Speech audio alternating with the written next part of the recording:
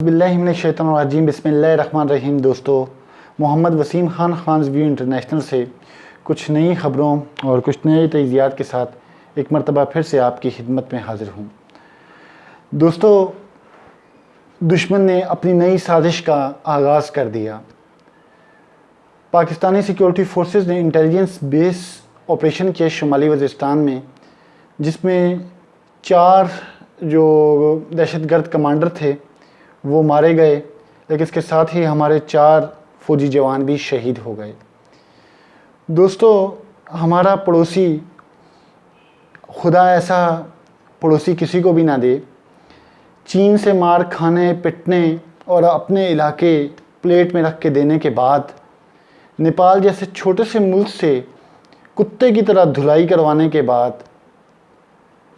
اب وہ اپنی عوام میں اپنی ساخت کو بحال کرنے کے لیے، جو وہاں کی ریاست ہے، جو وہاں کے نریندر مودی اور یہ جے ڈی بخشی اور یہ جو اجیت دوبل وغیرہ ہیں، انہوں نے یہ ایک نیا سلسلہ شروع کیا ہے۔ یہ بی ایل اے کا جو اٹیک تھا کراچی اسٹاک مارکیٹ پہ، یہ بھی اسی کی کڑی تھی۔ تو اب یہاں پہ بھی ان کا کوئی بہت بڑا جو ایک حملہ کرنے کا پلان تھا، انٹیلیجنس نے انفارمیشن دی اور پھر ہماری سیکیورٹی فورسز نے اس پہ ایک بھرپور کارروائی کی، جس میں ظاہری بات ہے تبادلہ ہوا، اور یہ لوگ معصوم لوگوں کو بھی ارد گرد اکٹھا رکھتے ہیں تاکہ ان کو دیکھ کے ریاستی اداروں کو ذرا پیچھے ہٹنا پڑے، تو بڑا سوچ سمجھ کے ہمارے اداروں کو کارروائی کرنی ہوتی ہے۔ تو فائرنگ کا جو تبادلہ ہوا، اس میں 4 کمانڈر جو انتہائی مینس کے ٹریننگ یافتہ کمانڈر تھے وہ تو مارے گئے، لیکن ایک افسوسناک خبر ساتھ میں یہ ہے کہ ہمارے 4 فوجی جوان بھی شہید ہو گئے۔ اور اسی پہ ہمارے D G I S P R صاحب نے اپنی جو سٹیٹمنٹ جاری کی، انہوں نے یہ کہا کہ ہم اپنے شہیدوں کو بھولے نہیں ہیں، ہم اپنے ایک ایک شہید کے ایک ایک خون کے قطرے کا حساب لیں گے۔ دوستو، دشمن یہ بات بھول چکا ہے کہ جب امریکہ اسرائیل کے ساتھ مل کے انہوں نے شمالی وزیرستان میں تحریک طالبان جو انہوں نے کھڑی کی تھی، جس میں قاری یاسر بھی ایک اہم کردار تھا، جو کہ اس وقت جہنم واصل کر دیا گیا تھا، جو لوگوں کو الٹی چھری سے ذبح کیا کرتا تھا۔ وہ خود بھی پشتون تھا، لیکن پشتون عورتوں کی عزتیں لوٹا کرتا تھا، اور مینس کے الٹی چھری سے لوگوں کو ذبح کیا کرتا تھا وہ۔ تو اسی کا چھوٹا بھائی ہے منظور پشتین، جو غداران وطن ہے۔ مجھے سمجھ نہیں آتی ہمارے یہ جو ان علاقوں میں رہنے والے ہمارے پشتون بہن بھائی اتنے سادہ کیوں ہیں۔ اسی قاری یاسر کا بھائی منظور پشتین، جو کہ ٹی ٹی پی کا ایک سیاسی ونگ بن کے ابھرا ہے، اسی کے ساتھ کھڑے ہو جاتے ہیں، انہی کی باتوں میں آتے ہیں، اور پشتون کا نعرہ سن کے سارے جا کے ان کی جھولی میں گرنا شروع ہو جاتے ہیں۔ تو سب کو عقل کا مظاہرہ کرنے کی ضرورت ہے، اور ہم جو دوسرے سمجھدار پاکستانی ہیں، ہمارے بڑے بڑے ماشاءاللہ سمجھدار تعلیم یافتہ پشتون بہن بھائی ہیں، اسلام آباد پورے پاکستان میں پھیلے ہوئے ہیں، پشاور میں بہت بڑے بڑے نام ہیں، میں آپ کو گنوا سکتا ہوں۔ تو ان کو چاہیے کہ وہ اس چیز کو ہائی لائٹ کریں، اپنے لوگوں کو سمجھائیں کہ اس وقت ہمیں یکجا رہنے کی ضرورت ہے، ایک قوم بن کے رہنے کی ضرورت ہے۔ یہ جو عبداللہ بن ابئی کی نسلیں ہیں، جن میں منظور پشتین اور جو ان کے ساتھ شامل ہوتے ہیں،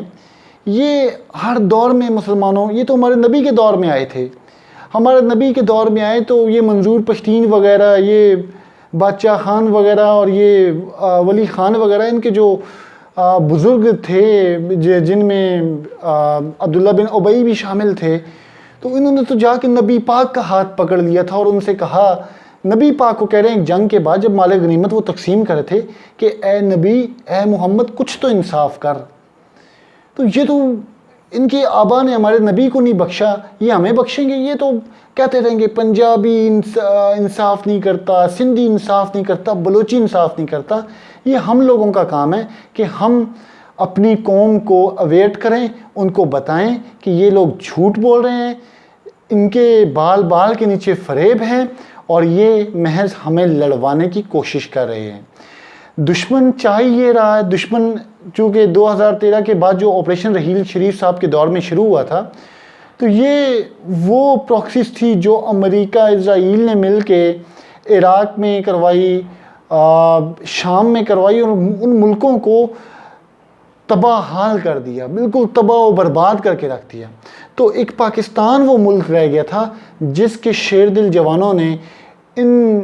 جہنمیوں کو،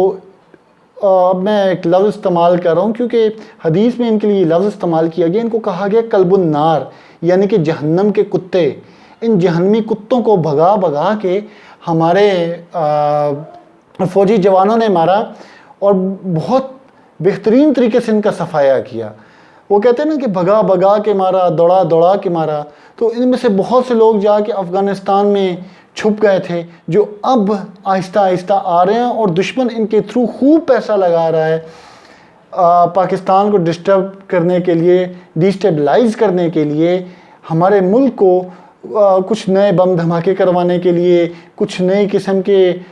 صوبائیت پرستی کا زہر، وہی چارہ جو اس نے بنگلہ دیش میں کیا تھا، مشرقی پاکستان میں کیا تھا۔ لیکن شاید دشمن یہ بھول گیا ہے کہ مشرقی پاکستان اور مغربی پاکستان میں بہت بڑا ایک سمندر تھا، کھلا سمندر۔ یہاں پہ کوئی سمندر نہیں ہے، اور ہم اپنے بھائیوں کے دلوں کو اپنے سے دور نہیں ہونے دیں گے۔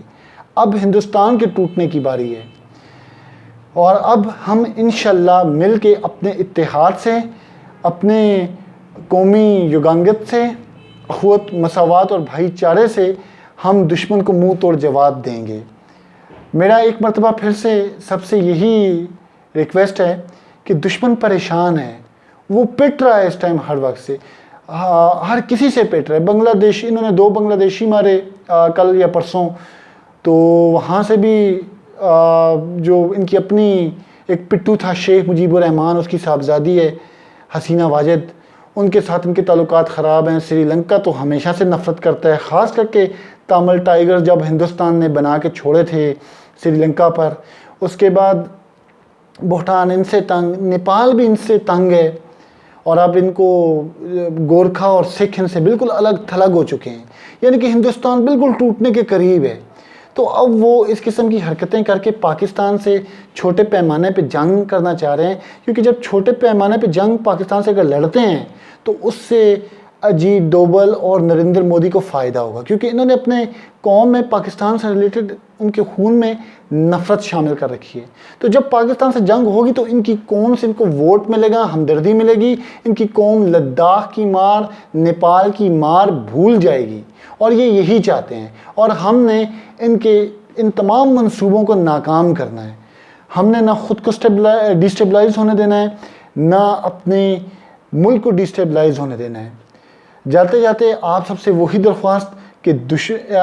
ایک بات سوری میں اور کرتا چلوں، 1 منٹ آپ کا اور دوں گا، وہ یہ کہ یہ 5th جنریشن وار ہے۔ اس میں 70% 80% جو وار ہے وہ میڈیا کے تھرو ذہن سازی کر کے کی جاتی ہے۔ تو میرے جو یوٹیوبرز اور بہن بھائی مجھ سے بڑے بڑے اچھے بہترین جن میں بہت سے لوگ شامل ہیں، ان سب سے میری یہ ریکویسٹ ہے کہ ہمیں بھی اپنی قوم کی ذہن سازی کرنی چاہیے اس طریقے سے کہ ہم ان کو ہر قسم کے حالات سے لڑنے کے لیے تیار کر سکیں۔ اور میری ہمیشہ سے یہ کوشش رہی ہے کہ میں اپنی قوم اور نوجوانوں کو کسی سیاسی پارٹی سے نکال کے، کسی فرقے سے نکال کے،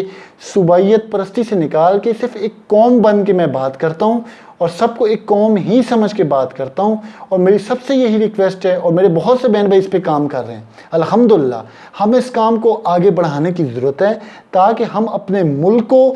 مضبوط کر سکیں اور اپنی قوم کی ذہن سازی کر سکیں۔ میری جاتے جاتے پھر سے وہی ریکویسٹ کہ اپنے دفاع کے لیے خود ٹریننگ حاصل کیجئے، جس طریقے سے اسرائیل میں جنگ لڑنے کی ٹریننگ لی جاتی ہے، اور اپنے ارد گرد کا خیال رکھیے۔ کسی بھی مشکوک بندے کو دیکھیں، مشکوک ایکٹیویٹی دیکھیں، اپنے یہ مت کہیں کہ ہمارا کیا کام ہے، حکومت سوئی ہوئی ہے، یار ہماری بھی تو کچھ ذمہ داری بنتی ہے۔ مہربانی کر کے، آپ اور کچھ نہیں کر سکتے تو آپ اپنے جو ایجنسیز ہیں، آپ کے جو سرکاری ادارے ہیں، آپ ان کو مطلع کیجئے بر وقت۔ اپنا بہت بہت خیال رکھیے، لائک کیجئے، شیئر کیجئے، چینل کو سبسکرائب کیجئے، اور کامنٹ باکس میں اپنی رائے سے ضرور نوازیے. بہت شکریہ. السلام علیکم. پاکستان زندہ باد.